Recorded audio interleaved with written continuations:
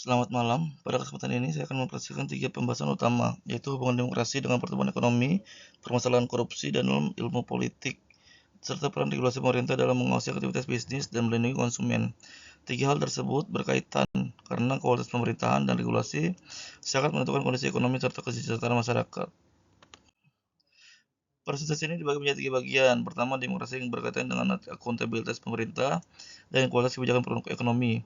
Kedua, korupsi sebagai bentuk penyalahgunaan kekuasaan yang dapat merusak tata kelola pemerintahan. Ketiga, regulasi pemerintah yang diperlukan untuk menciptakan aktivitas bisnis yang tertib dan melindungi konsumen.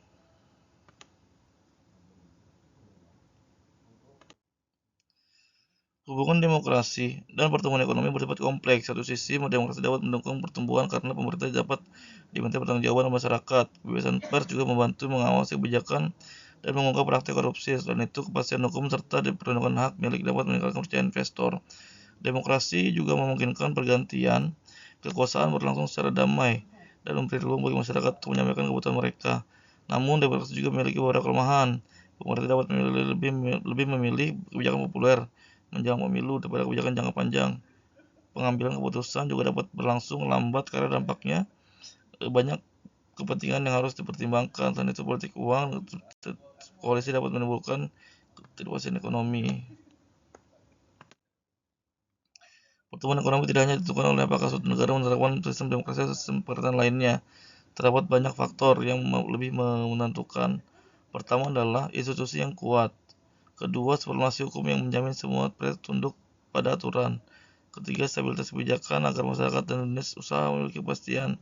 Keempat, birokrasi yang kompeten. Dan kelima, kemampuan negara dalam menghentikan korupsi. Dalam ilmu politik, korupsi merupakan penyalahgunaan kekuasaan jabatan publik untuk memperoleh keuntungan pribadi maupun kelompok. Korupsi tidak hanya berbentuk pemberian uang atau suap, tapi juga dapat berbentuk nepotisme, manipulasi anggaran, penggelapan, jual beli jabatan, dan pengaturan oleh pemerintah.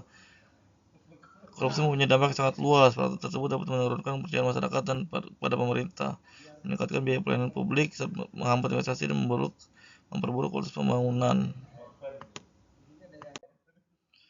Korupsi dapat dijelaskan melalui beberapa pendekatan dalam ilmu politik. Pertama, pendekatan prinsipal agen.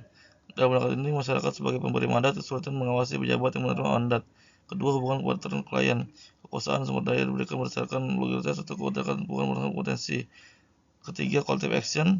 Keempat, state capture.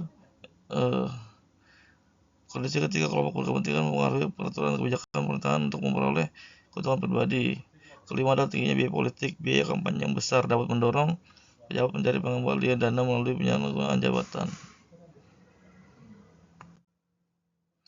Pemberian korupsi, peratasan korupsi perlu dilakukan melalui 3 strategi utama, yaitu pendidikan, pencegahan, dan penindakan.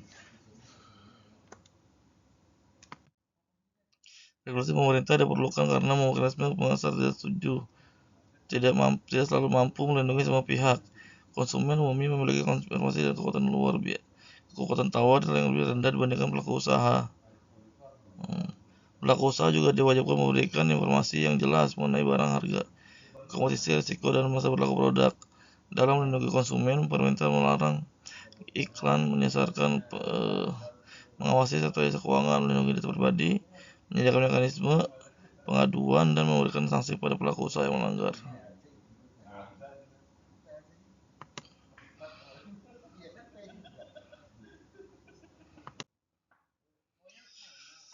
Regulasi yang efektif harus bersifat proporsional dan berbasis pada tingkat risiko. Jika regulasi terlalu lemah, konsumen dapat dirugikan karena pelaku usaha memiliki ruang yang lebih besar untuk melakukan pelanggaran. Oleh karena itu, pemerintah perlu menemukan keseimbangan antara perlindungan konsumen dan kemudahan menjalankan usaha. Peraturan juga harus dievaluasi secara